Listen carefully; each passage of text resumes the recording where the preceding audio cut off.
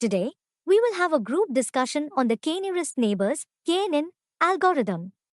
We have Sandeep, Bhumi, Anurag, Arshita, and Pooja here to share their thoughts. Let's start with Sandeep.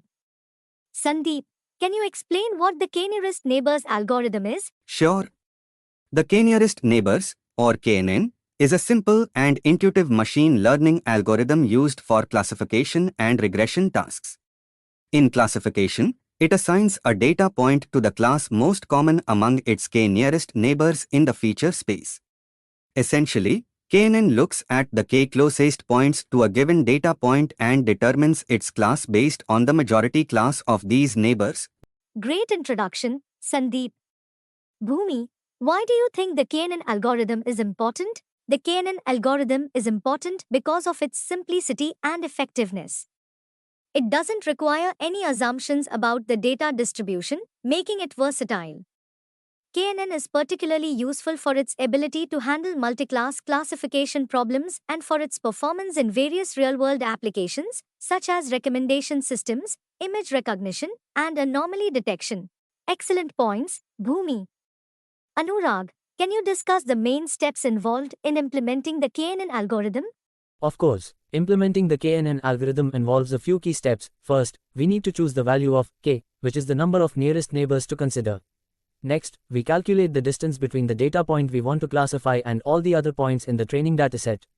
Common distance metrics include Euclidean, Manhattan, and Hamming distances. After calculating the distances, we identify the k nearest neighbors to the data point. Finally, we assign the class label that is most common among these neighbors to the data point. Well said, Anurag. Arshita, how does the choice of k affect the performance of the KNN algorithm? The choice of k is crucial in determining the performance of the KNN algorithm. If k is too small, the algorithm may be sensitive to noise in the data, leading to overfitting. If k is too large, the algorithm may smooth out the data too much, leading to underfitting. Therefore, it's important to choose an optimal k value through methods like cross-validation. Typically, odd values of k are chosen to avoid ties in binary classification. Excellent explanation, Arshita. Pooja, can you provide an example of a real-world application where KNN is used?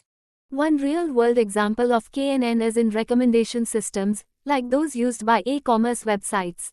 When a user searches for a product, the KNN algorithm can recommend similar products based on the browsing history and preferences of other users who have looked at or purchased similar items. By finding the k nearest neighbors in terms of user behavior, the system can suggest relevant products, enhancing the user experience. Great example, Pooja. Sandeep, can you share some challenges or limitations associated with the KNN algorithm? One major challenge of KNN is its computational cost, especially with large datasets, because it needs to calculate the distance between the query point and all points in the dataset. Another limitation is its sensitivity to irrelevant or redundant features, which can affect the accuracy. Additionally, KNN requires feature scaling to ensure that all features contribute equally to the distance calculations. It's also not suitable for high-dimensional data due to the curse of dimensionality. Those are significant challenges, Sandeep. Bhumi, can you suggest some best practices to overcome these challenges? To overcome these challenges, it's important to perform feature selection or dimensionality reduction to eliminate irrelevant features and reduce the dataset's complexity. Using efficient data structures like KD trees or ball trees can help speed up the distance calculations. Normalizing or standardizing the data ensures that all features contribute equally. Additionally, cross-validation helps in selecting the optimal k value and improving the model's performance. Excellent suggestions, Bhumi.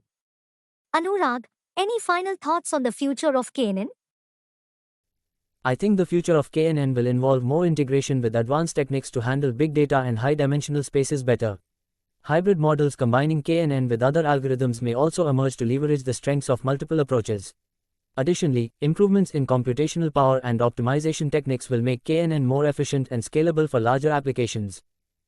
That's a great perspective, Anurag. Thank you all for your valuable insights on the k-nearest neighbors algorithm. This concludes our group discussion. I hope you all learned a lot today.